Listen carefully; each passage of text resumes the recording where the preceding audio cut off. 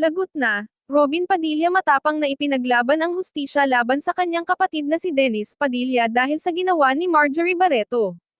Ngayong araw nga lang April 16, 2025, formal na humarap sa korte ang dating kasintahan ni Dennis na si Marjorie Barreto matapos umanong masangkot ito sa panlolob at isa sa mastermind sa pagse-set up kay Dennis.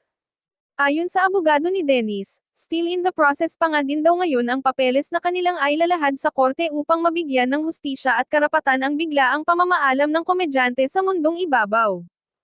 Ayon pa sa pamilya Padilla, 2 case nga daw ang siyang inihain nila laban kay Marjorie, at ito nga daw ay adultery at child abuse na siyang pinagdadamot nito ang kanyang 3 anak kay Dennis, kahit ito ay may karapatan bilang ama sa mga bata. Maaring sa punto nga daw na ito ay maaring makahingi si Marjorie ng civil case o danyos upang pagbayaran nito ang lahat ng hospital bills ni Dennis at siya namang walang kalayaan ang siyang ipinataw ng pamilya Padilla sa actress na ito.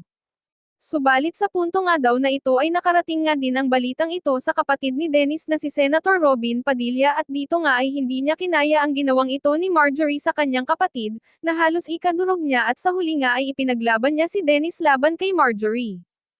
Kaya sa huli nga ay hindi na din niya napigilan pa na humarap sa media upang magbigay ng kanyang pahayag at bigyan ng hustisya ang panggagamit at panloloko ni Marjorie kay Dennis.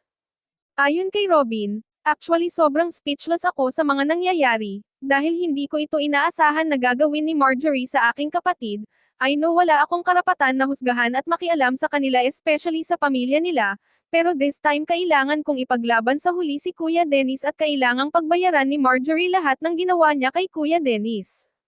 I know na ginamit lang ni Marjorie si Kuya Dennis para pagkaperahan at nakuha lahat ng gusto niya hanggang sa naubos na si Kuya at naghirap at doon niya iniwan na parang basahan lang si Kuya Dennis, kaya naman sa huli ay handa akong tumulong upang ipaglaban ang karapatan ng kapatid ko laban kay Marjorie.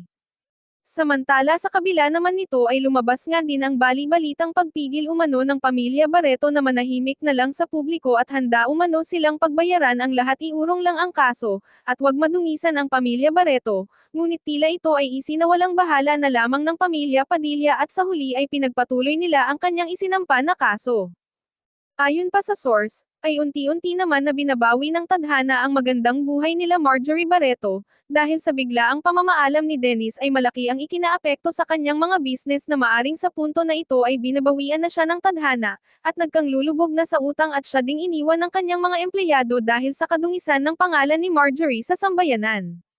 Bali-balita nga din ang biglaang pagbebenta ni Marjorie ng kanyang mga properties at ilang kagamitan na kanyang naipunder, dahil na nga din sa kakulangan nito sa kanyang pasahod sa abogado niya at pagpapiyansa nito.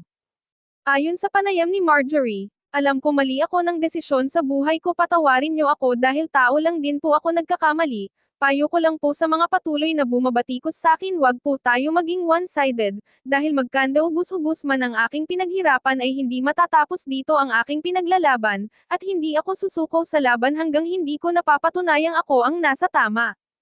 Oo, inaamin ko nilooban namin si Dennis at ako ang mastermind ng lahat ng ito. Ginawa ko yun dahil deserve niya yun, dahil hindi siya nagpakaama sa aming mga anak at iniwan niya lahat ng responsibilidad niya upang piliin niya kanyang showbiz career. Wala na akong pake kung anong maging tingin niyo sa akin dahil hindi niyo alam ang pinagdaanan ko.